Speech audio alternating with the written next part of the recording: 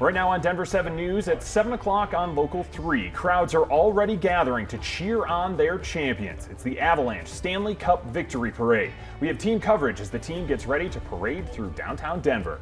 And talk about a dream job. We're talking to the man who follows the Stanley Cup around the world. We get to hang out with the winners, and you know, when you hang out with winners, everything's every day is a good day. We're talking to the keeper of the cup about the big dent incident and how the iconic trophy stays clean. Plus, an unexpected delivery for the ages. I read the newspaper. It shows Landeskog coming down with the trophy in his hand. I didn't know that 4 hours later it was going to be in my driveway. Lord Stanley's wrong turn, giving two Denver men the chance to see the Stanley Cup up close and personal. Good morning and thanks so much for joining us. I'm Jason Grenauer. And I'm Jessica Crawford. An exciting day here in Denver ahead of the Avs victory celebration. Our team is spread out across the parade route and here in the studio, all to get you ready for the big event. Meteorologist Lisa Hidalgo kicking off our team coverage with the parade day forecast. Lisa, cool to see you talking to the mascot. It's beautiful out here too. Yeah, gorgeous conditions. And you know, at the top of the hour here at 7 o'clock, the bells were just ringing and that got the fans going nuts. I think we're going to have some pretty tired fans here by the end of this rally. They're already hyped up this morning. Beautiful conditions though. Take a look. I want to show you the view from above where we're at here at Civic Center Park. We've got a partly sunny skies. At this point, you're looking at temperatures that are going to be in the 60s and 70s early on. And we're in for a pretty big warm up. In fact, we're going to hit highs right around 80, 82 degrees. It's not going to be a hot day for us today. It'll be on the cooler side compared to where we were yesterday. But we'll again get into the upper 70s, low 80s here between about 10 and noon. So if you're heading out to Civic Center Park, it is t-shirt and shorts weather. You don't even really need an extra light layer this morning. It's extremely comfortable out here, Jason. We do still have some wet roads after the overnight rain. It's going to rain again today, but it looks like it's going to hold off until after the rally, and I'll show you that full futurecast coming up here in just a few minutes. Yeah, I had some drivers tell me about some light sprinkles that they saw this morning, just enough to make the wipers go a couple of times, but overall, the drive is pretty quiet. We do have a couple of issues, including this closure that's still in place. Last night, had a couple of semis tangled up, and there was debris all over eastbound I-76, so right now it's closed down to Highway 85. That's where you're taking it to 120th, getting over to I-76. From the camera up here, we can see that there's no traffic on this eastbound side right now. Westbound is flowing normally, and that drive time from here all the way down to I-25 is around 20 minutes, and you can see the rest of the drive times as well on I-25, 270, and that drive on I-70 as well. So not seeing any big problems otherwise across these freeways for us here this morning, which is helping us out. There is one other restriction coming off of eastbound I-70 at Denver West. You might see that restriction in place. 6th Avenue to Indiana gets you around that one. Well, the parade will end at Civic Center Park, where there appears to already be a big party going on. Denver 7's Colette Bordelon has been there talking with fans all morning long. Colette, we're still waiting on things to get started, but these folks are making their own fun. It feels like it's already gotten started out here at Civic Center Park, honestly. It is just really filled in, but I'm right up front right now with Jessica and Matthew. Matthew, where were you on Sunday?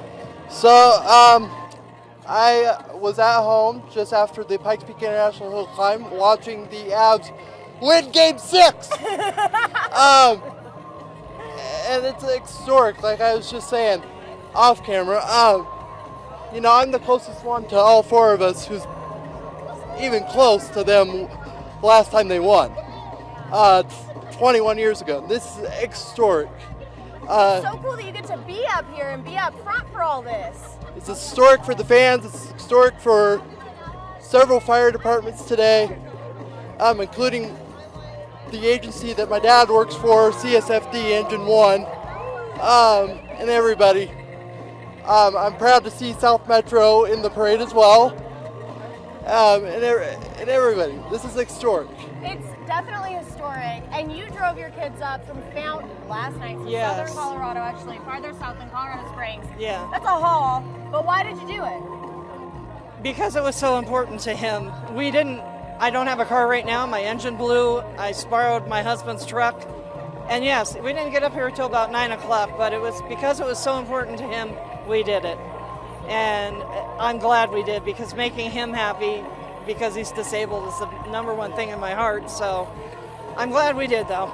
Yes. I think everyone's hearts are very happy today, and I'm so excited. You get to be right up here, up front and center for the rally, Matthew. His siblings are out here with him too. His mom, of course, Jessica. Thank you guys for spending a couple of minutes with me and letting me interrupt your morning, but we're going to be out here with all your coverage. I'm going to get back into the sea of people, so check back in with me pretty soon.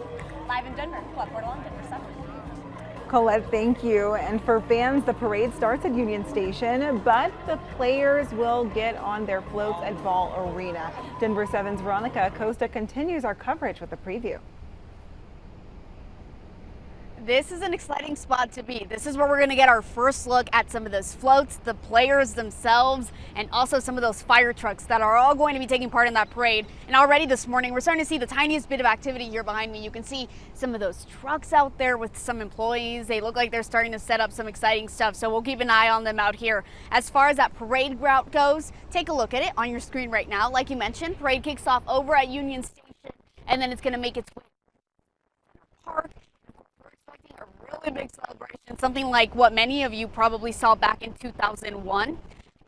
You know, we saw all of those fans, thousands of them, really show out to that parade route and support the team back then. Now, a lot of you also probably wondering what you can and can't bring to the parade and that rally. List what officials say they'd rather chairs, umbrellas, blankets. You're going to be bringing a pet. They say it's of course, this kind of goes without saying, but weapons and drugs, marijuana, all of those things should be kept at home as well. So the parade itself, it kicks off at 10 this morning, and we will bring you all of that once we have it. We're live in Denver this morning. I'm Veronica Acosta, Denver 7. All right, Veronica, thank you. The Avs victory tour made a stop at Coors Field last night. You can see the team there hoisting the cup out on the field ahead of the Rockies versus the Dodgers. Captain Gabe Landeskog threw out the first pitch. Just another honor. There you go. Fist bump. Love that.